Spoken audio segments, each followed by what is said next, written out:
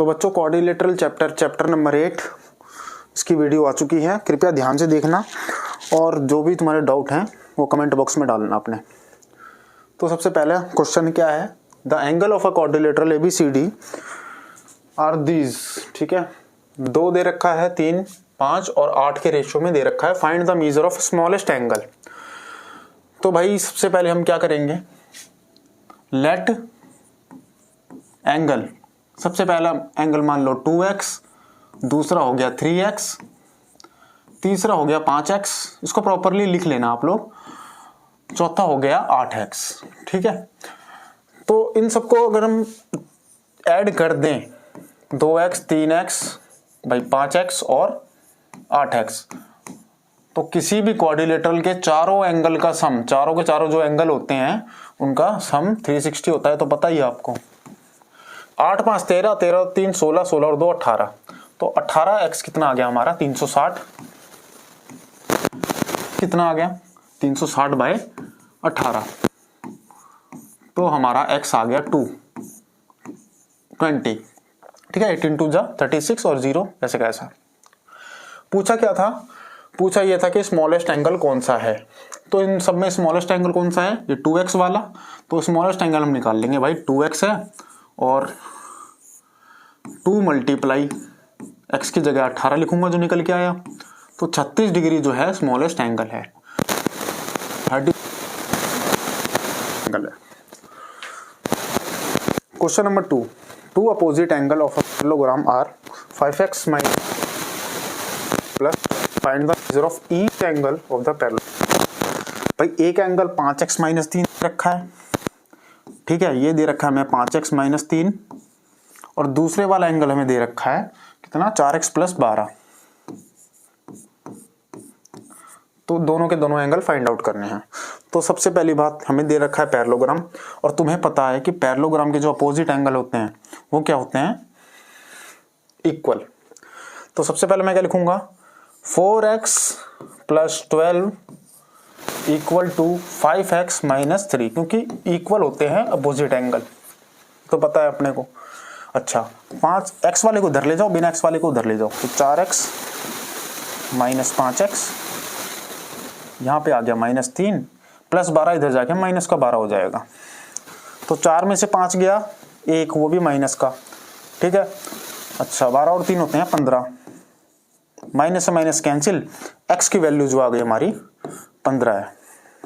अब निकालना क्या है हमें, ईच एंगल, हर एक एंगल को निकालना है, ठीक है। कैसे निकालेंगे, तो सबसे पहले 4x प्लस 12 वाला देखो, जो हमारा 4x प्लस 12 दे रखा है उसको देखते हैं। तो 4x प्लस 12, भाई x की वैल्यू कितनी आई है हमारी 15, ठीक है। तो 4 मल्टीप्लाई 15 प्लस 12, तो 15 चौक होता है 60, 60 और 12 कितने होंगे 72 डिग्री, 72 डिग्री आ गया। ऐसे ही इसका 5x माइनस 3, तो 5x माइनस 3 कैसे निकालेंगे, x की जगह में क्या डालूंगा, जो 15 निकल के आया है, माइनस 3, 15 पंचे 75 माइनस 3, यानी कि इसका भी कितना आया हमारा 72, क्योंकि दोनों इक्वल होते हैं ना, तो इसका भी 72, इसका भी 72। तुम एक का ही निकाल लेना और अपोजिट एंगल आर इक्वल ऐसे करके लिख देना। दोस्तों अब आ गया क्वेश्चन नंबर 3। तो क्वेश्चन नंबर 3 क्या कह रहा है, PQR है एक ट्रायंगल। भाई मैं लिखता हूं ट्रायंगल PQR, ये P हो गया, ये Q हो गया, ये R हो गया, ये छोटा सा ट्रायंगल है। उसके बाद जो मीडियन है PS, ये P है, ये S है, ये मीडियन। मीडियन क्या करती है पता है ना आपको, 2 इक्वल पार्ट्स में डिवाइड करती है ट्रायंगल को, तो ये साइड इक्वल टू ये साइड हो जाएगी। अच्छा, अब इसी PS को T पॉइंट तक बढ़ा दिया, इसी PS को मैंने T पॉइंट तक यहाँ पे ड्रॉ कर दिया, ठीक है, such that PS equal to ST। अब PS ST, ठीक है, ये साइड ये और ये इक्वल पार्ट्स में डिवाइड हो रहे हैं। प्रूव करना है कि PQTR is a parallelogram, PQTR parallelogram prove करना है। तो सबसे पहले पैरेललोग्राम प्रूव करने के लिए मुझे कोई भी 2 ट्रायंगल लेने पड़ेंगे, ठीक है। मैं ये वाला ले लेता हूँ PSQ, ठीक है, एक तो ये ट्रायंगल ले लिया, एक ले लेता हूँ RST। तो इन ठीक है, इन ट्रायंगल PSQ, डायग्राम में देखो PSQ है, एंड RST, ठीक है, आमने सामने वाले ट्रायंगल RST।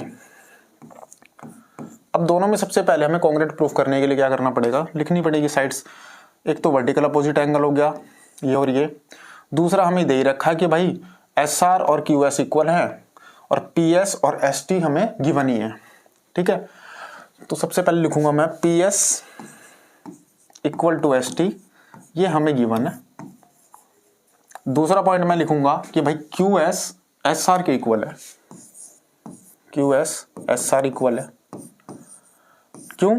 क्योंकि PS मीडियन है, PS इज अ मीडियन, तो वो मीडियन क्या काम करती है, दो इक्वल पार्ट्स में डिवाइड करती है, ठीक है, दो कॉन्ग्रुएंट ट्रायंगल में डिवाइड करती है। तो ये पार्ट इक्वल टू ये पार्ट ऑटोमेटिक हो जाएगा, तो ये लिख देना बस खाली।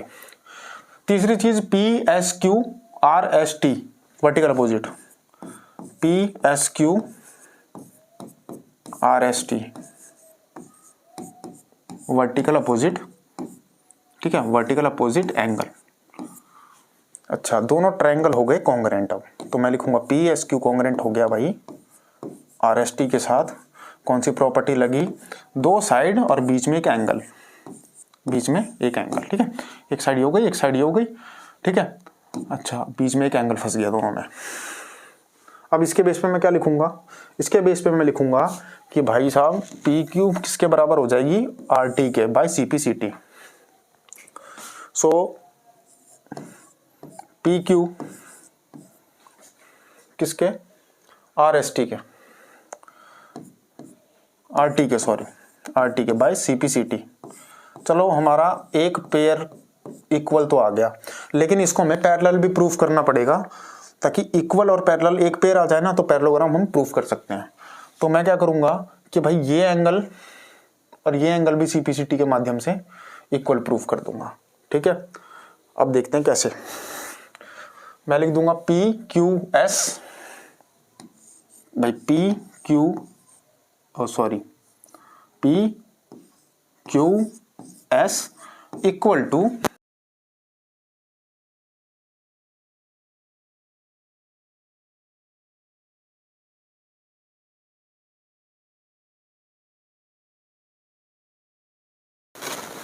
अब एक लास्ट में लाइन लिखनी है भाई, आमने सामने की जो साइड है इक्वल भी प्रूफ हो गई, ये तो है ही है, प्लस में एंगल जो है इक्वल है, और ये एंगल दोनों क्या हैं, अल्टरनेट एंगल।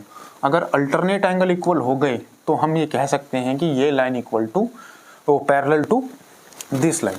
दो लाइन अगर पैरेलल होती है तो अल्टरनेट एंगल इक्वल होते हैं, पता है तुम्हें।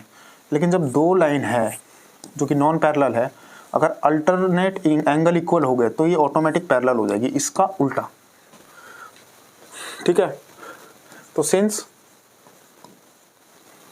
अल्टरनेट एंगल आर, जो अल्टरनेट एंगल हैं आर इक्वल, सो हम क्या कह सकते हैं कि PQ पैरेलल है RT के।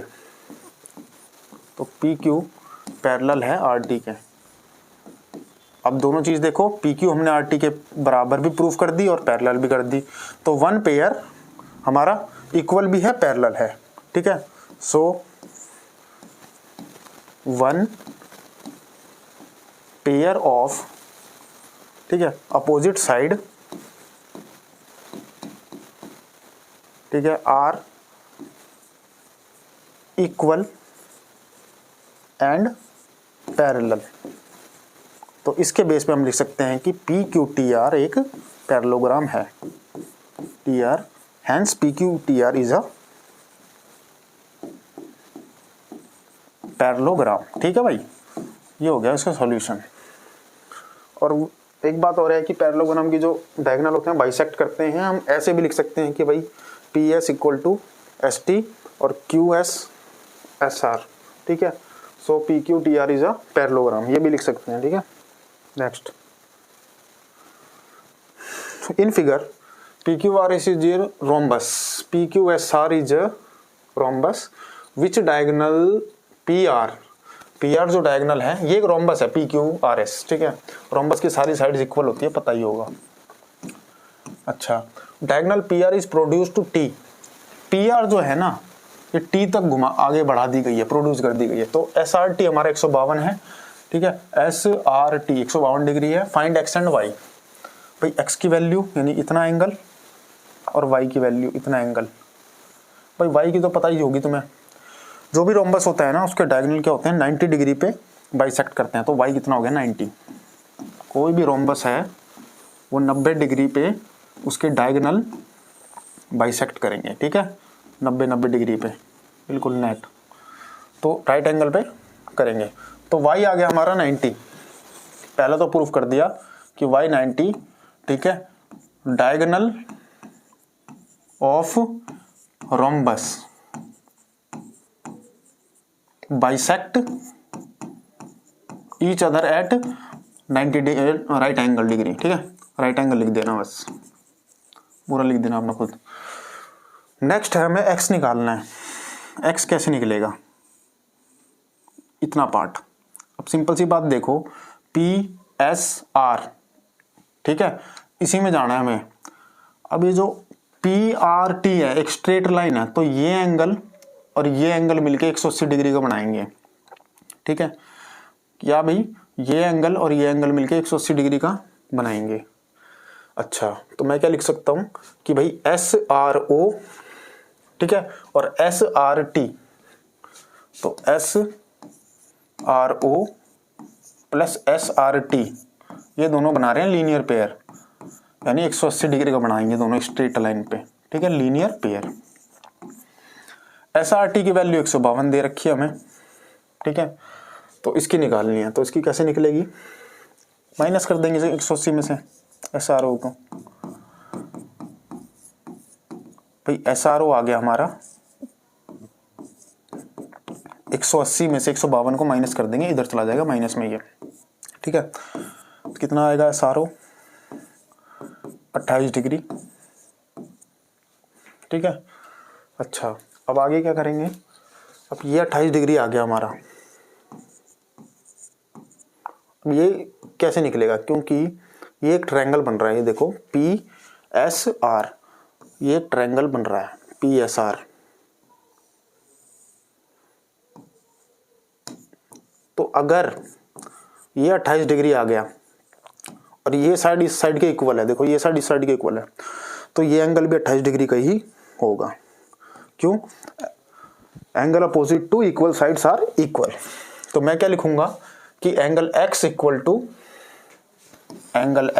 टू जो एस आर ओ निकला है, ठीक है, angle opposite to equal sides are equal, ठीक है, वो लिख देना।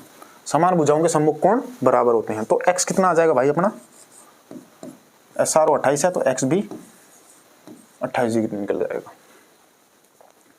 ठीक है। तो भाई ये हो गया क्वेश्चन, ये 90 डिग्री का ही होगा, क्योंकि रोम्बस के जो होते हैं डायगोनल बाइसेक्ट करते हैं एट 90 डिग्री। दूसरी चीज़ क्या है, यहाँ से मैंने इसकी वैल्यू निकाली 28, क्योंकि इस ट्रायंगल में ये साइड इसके इक्वल है, तो ये 28 है, तो ये भी 28 हो जाएगा थ्योरम से, ठीक है। नेक्स्ट देखते हैं, ABCD is a square, a line BM intersect CD at M, ठीक है। एक लाइन ABCD एक स्क्वायर है, एक लाइन BM एक लाइन है, ये M है, ठीक है, जो कि हमारी AD को इंटरसेक्ट करती है, CD को इंटरसेक्ट CD एट M, ठीक है। तो CD को M पे इंटरसेक्ट करती है, ये BM लाइन है, CD को M पे इंटरसेक्ट करती है, and the diagonal AC at O, और AC को O पे करती है। तो डायगोनल हमारा क्या हो गया, AC, ये थोड़ा गड़बड़ हो गया, ABCD, इसको C बोलते हैं, एक इसको D, ठीक है। ये डायगोनल हो गया AC, यहाँ पे O पॉइंट है, जो भी नाम है वो देख लेना, हम इससे मतलब है। AOB 70 है भाई, AOB 70 डिग्री, फाइंड A, ये वाला एंगल फाइंड आउट करना है। तो कैसे निकालेंगे ये वाला एंगल, देखो इसमें तो निकलेगा नहीं ये एंगल, तो हम क्या लेंगे, इस ट्रायंगल को लेंगे। अब ये 70 है तो ये भी 70 हो जाएगा, ठीक है। दूसरी चीज़ क्या होगी, हमें एक और एंगल चाहिए ये वाला कम से कम। तो ये एंगल हम कैसे निकालेंगे, क्योंकि ये एंगल 70 हो गया, ये निकल जाएगा कुछ, तो ये हो गया एक्सटीरियर एंगल इस ट्रायंगल का। तो एक्सटीरियर एंगल यानी कि ए क्या होगा, ये एंगल प्लस ये वाला एंगल। ठीक है, तो हम करते हैं कैसे क्या करेंगे। तो इस पॉइंट को मैं मानता हूँ सी और इसको डी। तो ये हो गया भाई सी, ये डी। सबसे पहले क्या लिखूंगा, ए ओ बी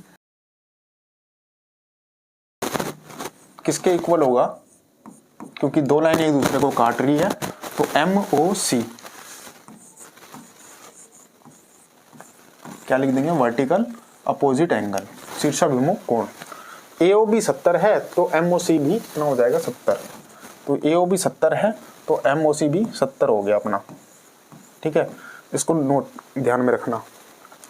अब आती है इसकी बारी। इसकी बारी आती है, तुम एक ट्रायंगल देखो ACD, मैं साइड में बना लेता हूँ थोड़ा सा। तो ACD जो ट्रायंगल है, ठीक है, ACD, अब तुम्हें पता है कि स्क्वायर की सारी साइड्स इक्वल होती है, तो सिंपल सी बात है, ये side equal to this side. दूसरी चीज़, स्क्वायर में क्या होता है, 90 डिग्री का कोण होता है, ये 90 डिग्री का है। तो क्या मैं ये एंगल और ये एंगल नहीं निकाल सकता? ठीक है, तो ये एंगल कितने का हो जाएंगे, ये 45 का हो जाएगा, ये 45 का हो जाएगा, ये 90 का है, और ये एंगल इक्वल होंगे, ये 45, ये 45। इक्वल एंगल क्यों होंगे, क्योंकि एक जैसी साइड्स है, इनकी साइड्स इक्वल है, ACD। ठीक है, अब करते हैं क्वेश्चन। तो अब मैं क्या लूंगा, triangle ACD। In triangle ACD, भाई ACD में क्या लिखूंगा कि AD साइड CD के इक्वल है, क्योंकि साइड ऑफ स्क्वायर है, AD CD के इक्वल है, क्योंकि साइड्स ऑफ स्क्वायर है, साइड्स ऑफ स्क्वायर। ठीक है, लिख लेना। तो ये जो AD साइड CD के है, इस वजह से क्या हो जाएगा कि भाई एंगल इक्वल हो जाएंगे। कौन कौन से एंगल होंगे, एक तो ये एंगल और एक ये एंगल। ठीक है, दोनों साइड इक्वल है, तो ये एंगल और ये एंगल, यानी कि DC, ठीक है, DAC और ये वाला एंगल। तो मैं क्या लिखूंगा, DAC इक्वल टू किसके, DCA। दोनों एंगल इक्वल हो गए हमारे। ठीक है, इसको नोट में रखना। अब एक ट्रायंगल में तीनों एंगल का सम कितना होता है, 90 डिग्री। ठीक है, अब ट्रायंगल ABC में, ACD में क्या होगा, जो सबसे पहले लिखूंगा मैं DAC, भाई DAC प्लस DCA, और तीसरा एंगल क्या है हमारा, ये वाला एंगल, यानी कि D एंगल लिख लेता हूं उसको। तो एंगल सम प्रॉपर्टी से तीनों 180 के हो जाएंगे। भाई D 90 डिग्री का है ही, प्लस में DAC DCA, इनको मैं क्या लिख सकता हूं, DCA लिख दूं DAC की जगह। तो DAC की जगह मैंने क्या लिख दिया, DCA। ठीक है, ये सब हमें पहले ही करना है। ये 90 उधर जाके माइनस का हो जाएगा, तो 180 माइनस 90 लिख देता हूं। ठीक है, अब DCA 2DCA हो गया, 2DCA। ठीक है, 2DCA हो गया जोड़ के, इसमें से माइनस किया, 90 डिग्री आ गया। ये 2 मल्टीप्लाई में है, डिवाइड में जाएगा, तो DCA की वैल्यू कितनी आ जाएगी, 90/2, 45 डिग्री का आ गया DCA। तो ये हमें 70, सबसे पहले हमने ये निकाला DCA, यानी कि ये वाला एंगल हमने 45 डिग्री का निकाल दिया। अब बारी रहती है A को फाइंड आउट करने की। तो एक ट्रायंगल है, उसका जो एक्सटीरियर एंगल है वो अंदर के दो अपोजिट इंटीरियर एंगल के इक्वल होता है। जो एक्सटीरियर एंगल है अंदर के दो, इन दो एंगल के इक्वल होता है। ये 70 आ गया, ये 45 आ गया, तो A क्या होगा, ठीक है, थोड़ा मिटा देते हैं, तो हमारा A हो जाएगा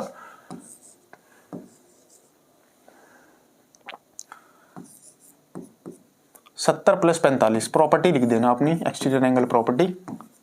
तो A क्या आ गया हमारा, 115 डिग्री का। ठीक है, सबसे पहले मैंने क्या निकाला, इस ट्रायंगल में ये वाला एंगल, क्योंकि वर्टिकल अपोजिट एंगल हो गए। फिर मैंने ये वाला एंगल निकाला, कैसे निकाला, क्योंकि इस ट्रायंगल में ये साइड इस साइड के इक्वल है, तो ये एंगल इक्वल हो जाएंगे। ठीक है, यहां तक मैंने इक्वल कर दिया भाई, दोनों ट्रायंगल में दो साइड इक्वल हैं तो उनकी कोरस्पॉन्ड वो एंगल भी इक्वल हो जाते हैं। अब तीनों में एंगल सम प्रॉपर्टी, 90 का ये हो गया, ये प्लस में ये, तीनों में एंगल सम प्रॉपर्टी। और डीएसी की जगह मैं क्या लिख सकता हूं, डीसीए की जगह क्या लिख सकता हूं, डीएसी या डीएसी की जगह मैं डीसीए लिख सकता हूं। तो मैंने डीसीए को ही लेके चला, क्योंकि मुझे डीसीए ही फाइंड आउट करना है। बाकी तुम समझदार हो, एक्सटीरियर एंगल प्रॉपर्टी लगा दी, खत्म। ठीक है, ये अपना अच्छे से कर लेना। ठीक है, मैं तो ऐसे ही रफ के हिसाब के से कसने जा रहा हूं।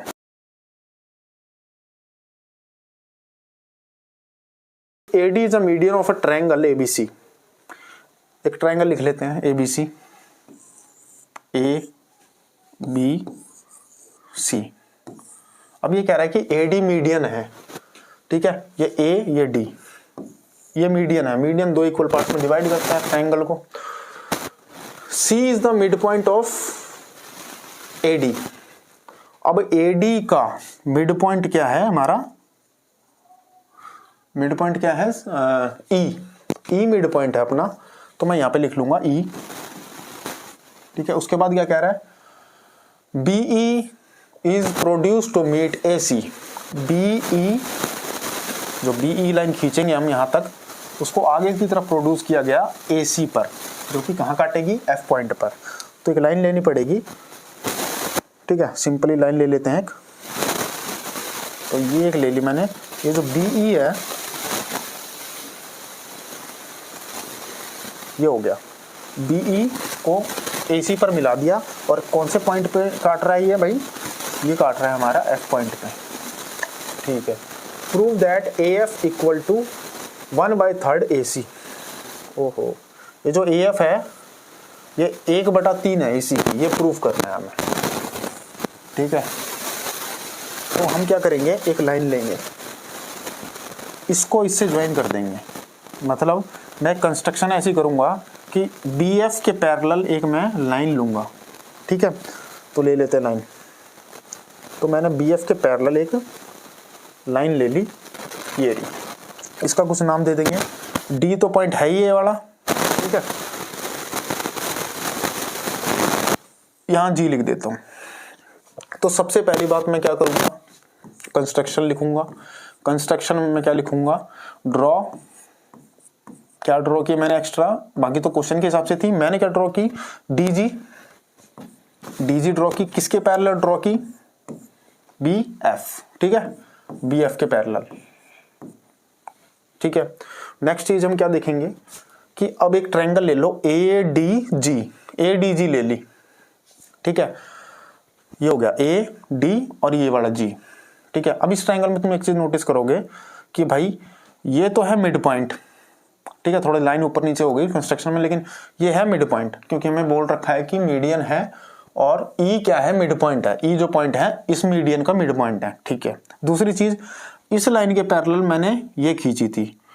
अब भाई ये इसके पैरेलल लाइन है, तो इसका छोटा सा पार्ट भी तो पैरेलल ही होगा इसके, यानी कि मैं लिख सकता हूं इन ट्रायंगल ADG। ठीक है, क्या लिखेंगे कि भाई EF पैरेलल DG।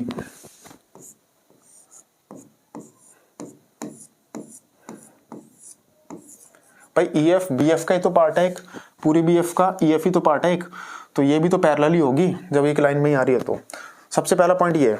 दूसरा, इस ट्रायंगल में E क्या है, मिड पॉइंट। तो E इज मिड पॉइंट। ठीक है, E किसका मिड पॉइंट है, AD का। तो मैं लिखूंगा E is mid point of side AD।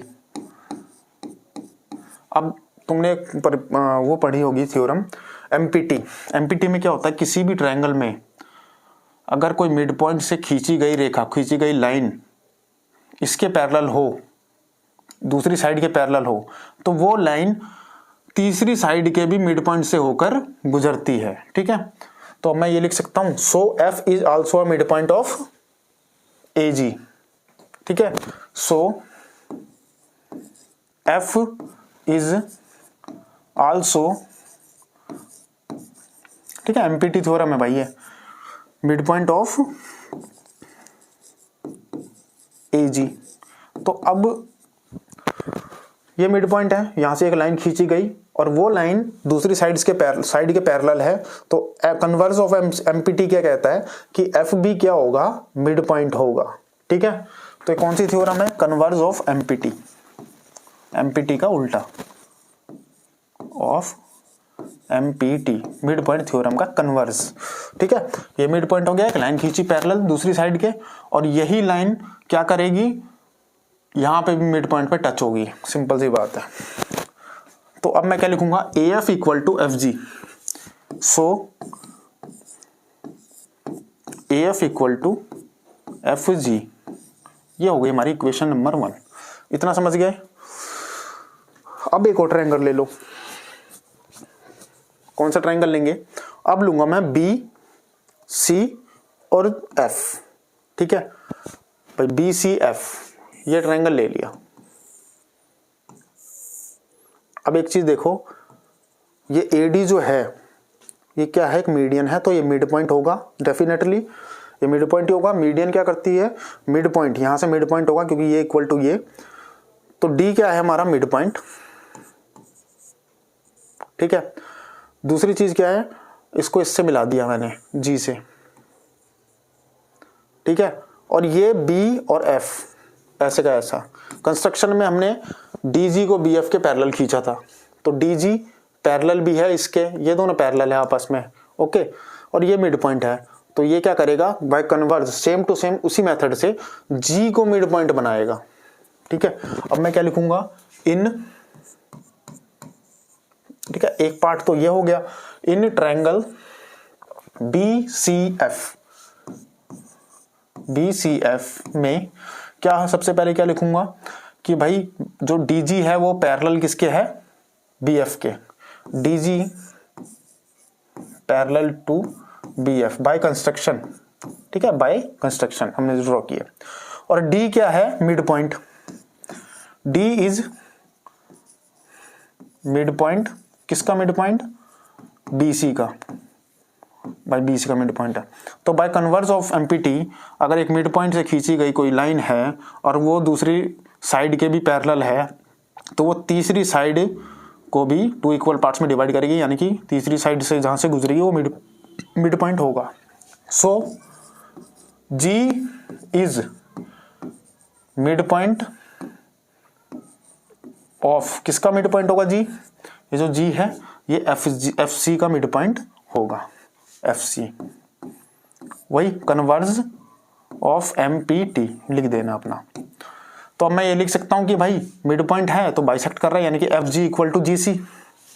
ठीक है, F G equal to G सी, ये इक्वेशन नंबर हमारी हो गई 2। दो इक्वेशन हमारे पास, इक्वेशन नंबर 1, इक्वेशन नंबर 2।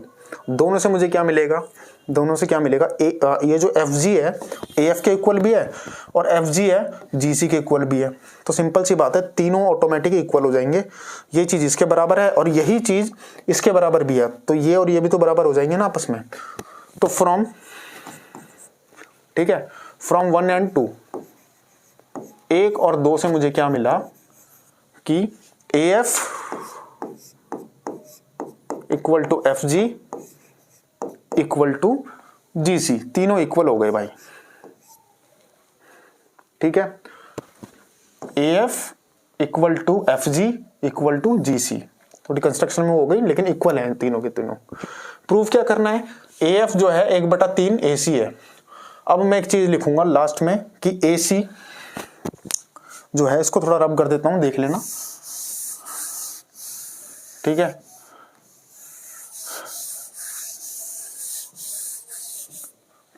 इसको मान लेना समीकरण 3 यानी कि इक्वेशन 3।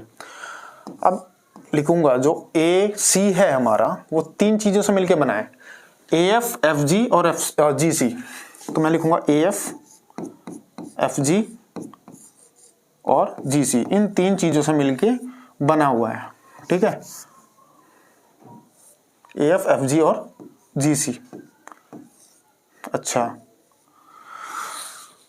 अब मैं इनकी जगह AF लिख सकता हूं, क्योंकि AF तो सब ये तीनों इक्वल ही है। इसकी जगह भी AF लिख दूंगा, इसकी जगह भी AF लिख दूंगा, और AF ऑलरेडी एक पहले वाला दे ही रखा है, तो AC। तो यहां पे कितने AF हो गए? 3 AF हो गए, ठीक है। 3 इसके डिवाइड में जाएगा, तो AC by 3 equal to AF। So हमें यही प्रूव करना था, जो कि हम कर चुके हैं, ठीक है। 2 ट्रायंगल सबसे पहले कंस्ट्रक्शन करनी है। एक ट्रायंगल ले लिया, ये मिड पॉइंट साबित कर दिया, तो AF इक्वल टू FG। फिर ये वाला ट्रायंगल ले लिया, ये मिड पॉइंट है, ये पैरेलल है, तो ये भी मिड पॉइंट साबित कर दिया, तो FG इक्वल टू GC। अब तीनों इक्वल हो गए एक दूसरे से, तो हमने देखा लास्ट में कि AC में 3 चीजें आ रही हैं बस। नेक्स्ट देखते हैं। So that the bisector of angle of parallelogram form a rectangle. ये एक पैरेललोग्राम है, ABCD नामक एक पैरेललोग्राम है भाई। अब इन्होंने कहा है कि इसके जो बाइसेक्टर एंगल है, ठीक है, यानी कि A जो एंगल है इसका जो बाइसेक्टर जा रहा है, D जो एंगल है इसका बाइसेक्टर जा रहा है, और C एंगल है और D एंगल है, इनके बाइसेक्टर जा रहे हैं, वो आगे जाके एक रेक्टेंगल फॉर्म करते हैं। ये जो है, तो रेक्टेंगल फॉर्म करने के लिए मुझे क्या चाहिए? सबसे पहले भाई क्वाड्रिलेटरल तो है। अगर मैं 90 डिग्री का सिद्ध कर दूं कि भाई इसका कोई एंगल 90 डिग्री का है, ये वाला या ये वाला, ठीक है, 2-3 एंगल सिद्ध कर दूं, तो ये क्या हो जाएगा? एक रेक्टेंगल प्रूफ। क्योंकि रेक्टेंगल के जो एंगल होते हैं वो 90 डिग्री के होते हैं। तो अब दिमाग लगाएंगे हम कि भाई कैसे क्या होगा। भाई इस पॉइंट को मान लो O, इस पॉइंट को मान लो F, ठीक है। सबसे पहले इस ट्रायंगल में देखो, तो मैं ये 90 डिग्री वाले पहले मिटा रहा हूं ताकि कंफ्यूजन ना हो, ठीक है। तो इस पॉइंट को मैंने O मान लिया, इसको मान लिया F। अब इस ट्रायंगल में देखो, ट्रायंगल AOD, ठीक है, उससे भी पहले पैरेललोग्राम के जो अपोजिट एंगल होते हैं ना, उनका सम कितना होता है? 180 डिग्री कंसेक्यूटिव कोइंटीरियर एंगल, ठीक है। तो मैं क्या लिखूंगा कि एंगल A, पैरेललोग्राम है ABCD, तो angle A plus angle D equal to 180 degree. दूसरी चीज क्या करूंगा? मल्टीप्लाई कर दूंगा, किससे?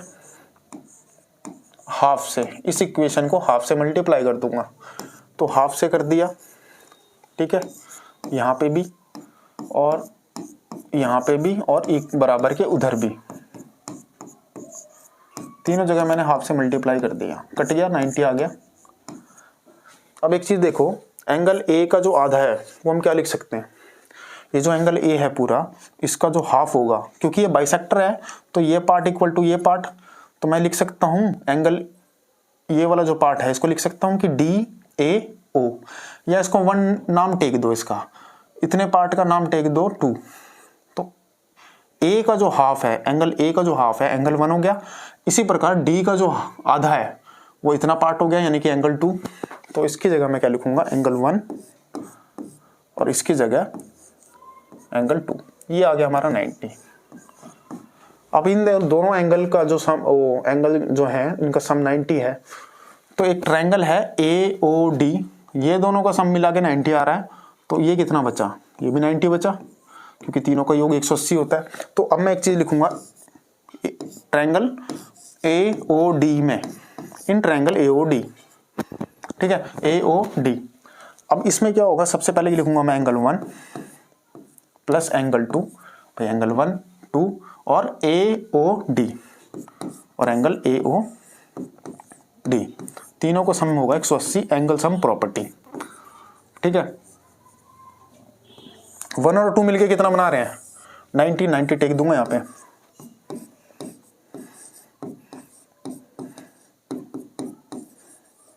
$90 यहाँ जाके माइनस हो जाएगा, ठीक है। AOD है ये, AOD, ठीक है, 90 यहाँ से माइनस हो जाएगा, तो AOD कितना आ जाएगा? AOD हमारा आ गया 180 ये 90 यहाँ था क्या माइनस, तो माइनस 90, तो AOD आ गया हमारा 90 डिग्री का। ठीक है, अच्छा अब AOD 90 डिग्री का आ गया, AOD हमने 90 डिग्री का प्रूव कर दिया। तो अब एक चीज देखोगे, क्या ये लाइन और ये लाइन वर्टिकल एक दूसरे को काट नहीं रही, तो ये एंगल क्या हो जाएंगे, वर्टिकल अपोजिट। तो मैं अब लिख सकता हूं, इसका कुछ नाम टेक देते हैं हम, EFG H और I। ठीक है, तो DH और AI ये दोनों काट रही हैं, तो AOD और IOH, तो मैं क्या लिखूंगा, AOD और IOH इक्वल हो जाएंगे, वर्टिकल अपोजिट एंगल है। ठीक है, तो ये 90 का, तो IOH भी 90 का, AOD 90 का निकला है अभी, तो ये 90, तो IOH भी 90, तो ये 90 प्रूफ हमने कर दिया। इसी प्रकार सिमिलरली लिख के इसको भी प्रूफ करना है। ठीक है, तो हमें क्या करना था, कुल मिला के 90 डिग्री का प्रूफ करना था। अब इस एंगल को कैसे प्रूफ करेंगे 90 डिग्री का, सिंपल सी बात है भाई, इस ट्रायंगल में, ठीक है, ये क्या हो जाएगा, हाफ A हाफ B और ये I हो गया। वही भाई, ये एंगल का सम कितना होता है 180, तो A प्लस B कितना हो, A का हाफ और B का हाफ 180 आ जाएगा, ये ऑटोमेटिकली 90 आ जाएगा। ठीक है, तो हम क्या करेंगे, सिर्फ एक प्रूफ करेंगे, उसके बाद सिमिलरली लिख के ये लिख देंगे। तो इससे क्या पता चलेगा कि जो ये फॉर्म हुआ है हमारा जो क्वाड्रिलेटरल, ये एक रेक्टेंगल है। नेक्स्ट में क्या है, show that the quadrilateral form by joining the mid point of side of square is also a square. भाई ये क्वाड्रिलेटरल है, ठीक है, ओ सॉरी एक स्क्वायर है, उसके मिड पॉइंट हमने ज्वाइन कर दिया। मैं लिख देता हूं सबसे पहले कि स्क्वायर के नाम, भाई ABCD नामक एक स्क्वायर है।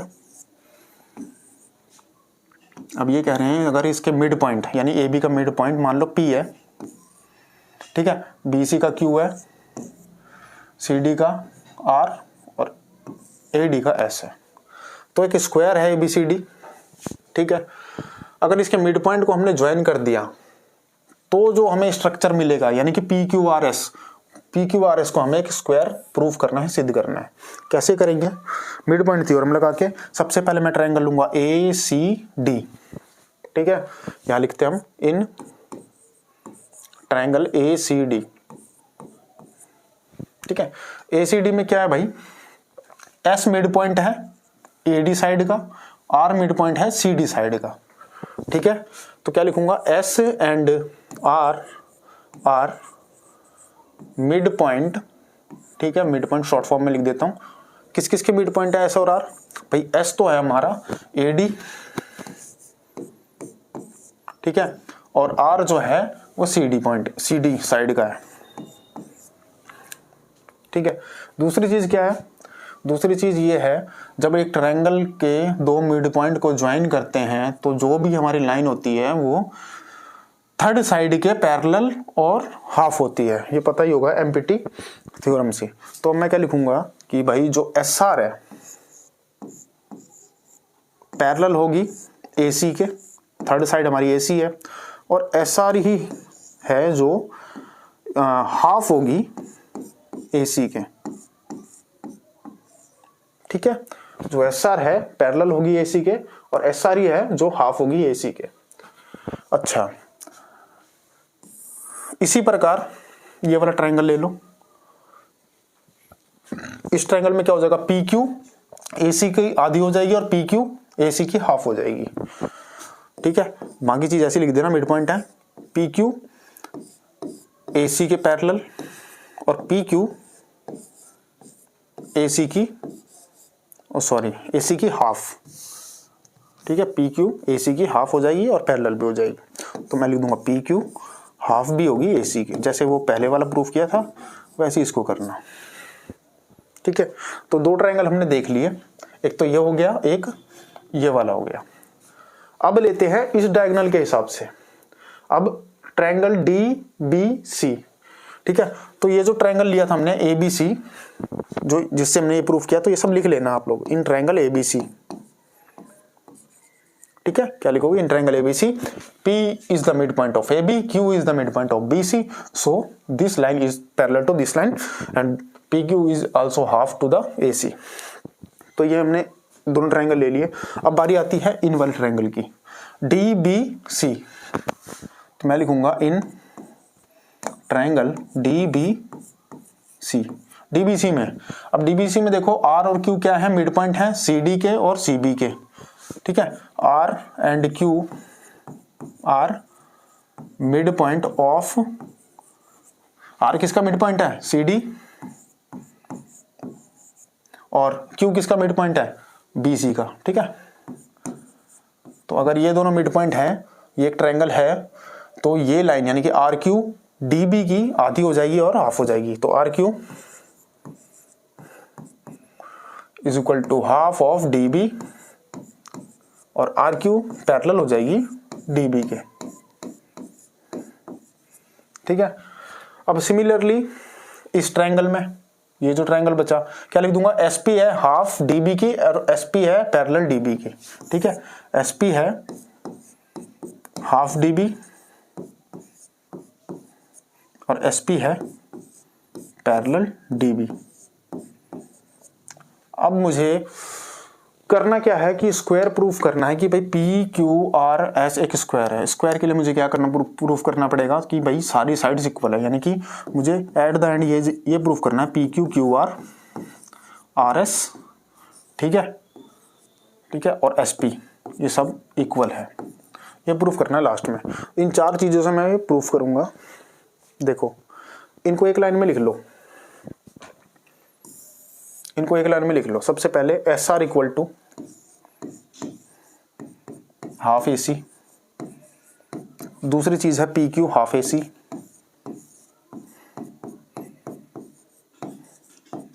तीसरी है SP हाफ DB,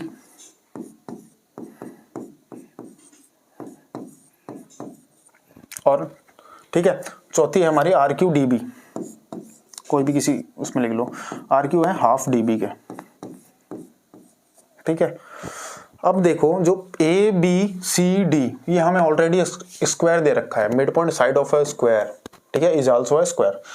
तो स्क्वायर के जो डायगोनल होते हैं यानी कि AC और DB ये क्या होंगे, एक तो 90 डिग्री बाइसेक्ट करेंगे, दूसरा क्या होगा, इक्वल होंगे। क्या लिखूंगा, AC equal to DB, diagonal of square are equal, ठीक है। अब जहां पे DB है वहां पे मैं AC लिख सकता हूं, तो SP भी क्या हो गया, 1/2 AC, और RQ भी क्या हो गया, 1/2 AC। ये हो गई हमारी इक्वेशन 1, ये 2, इसमें चेंजिंग की है तो ये 3, और ये इसमें भी चेंजिंग की है मैंने 4। चारों इक्वेशन से क्या मिल रहा है, ये भी 1/2 AC, ये भी 1/2 AC, ये भी 1/2 AC और ये भी 1/2 AC। तो सारी की सारी इक्वल हो जाएंगी from first, second, third and fourth. अब लास्ट में मैं लिख दूंगा SR PQ SP RQ, SR PQ सारी इक्वल हो जाएंगे एक दूसरे के, SP RQ, क्योंकि सारी सेम ही चीज के इक्वल है, SP RQ लिख दूं बस लास्ट में। तो हमने क्वाड्रिलेटरल की चारों साइड्स क्या कर दी, इक्वल, जो कि अंदर की तरफ बना हुआ है PQRS, ठीक है। तो अब मैं क्या लिख सकता हूं, अब मैं एक और चीज फाइंड आउट कर लेता हूं कि भाई एक चीज तो हमने कर दी, रोम्बस की भी होती है सारी साइड इक्वल, लेकिन कौन सी चीज ऐसी होगी जो रोम्बस और स्क्वायर में फर्क करवाएगी। रोम्बस और स्क्वायर में फर्क क्या करवाएगी, स्क्वायर की 90 डिग्री की साइड होती है, एंगल होती है, रोम्बस की नहीं होती, ठीक है।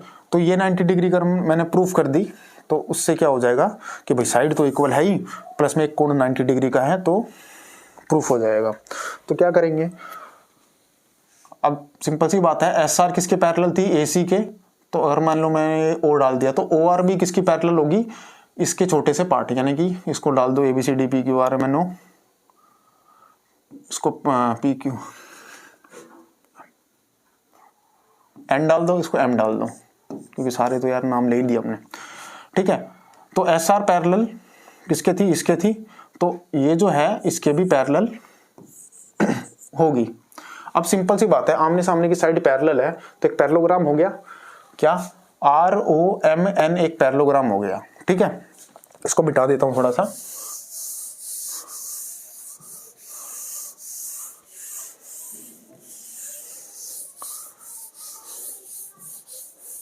तो मैं क्या लिखूंगा, ROMN इन क्वाड्रिलेटरल ROMN, भाई 5 नंबर का थोड़ा ज्यादा तो करना पड़ेगा।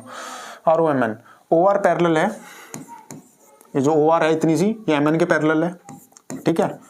क्यों पैरेलल है, क्योंकि हमें पता है कि SR क्या है, AC के पैरेलल, तो इसका इतना सा पार्ट इसके इतने से पार्ट के पैरेलल भी होगा।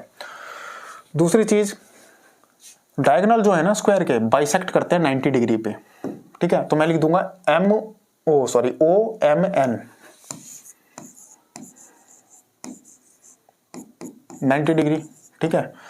तो पहली चीज से मुझे क्या मिला कि OR पैरेलल है MN के, सो ORMN इज अ पैरेललोग्राम, क्या है, पैरेललोग्राम है भाई, ये एक पैरेललोग्राम है, ठीक है। अब OMN क्या है, 90 डिग्री, क्यों है, क्योंकि बाइसेक्ट करते हैं डायगोनल, ठीक है, जो डायगोनल है वो बाइसेक्ट करते हैं 90 डिग्री पे। अच्छा ये 90 है तो उसके सामने वाला भी क्या हो जाएगा 90, क्योंकि एक पैरेललोग्राम प्रूव कर दिया अपोजिट एंगल इक्वल होते हैं। तो मैं क्या लिखूंगा कि OMN इक्वल टू ORN, क्यों, opposite angle of a parallelogram, ठीक है, पैरेललोग्राम। तो OMN की जगह मैं लिखूंगा 90, ORN भी कितना आ गया 90, चारों साइड इक्वल कर दी। ORN यानी कि इस क्वाड्रिलेटर का एक एंगल मैंने 90 प्रूव कर दिया, सो PQRS इज अ पैरेललोग्राम, खत्म।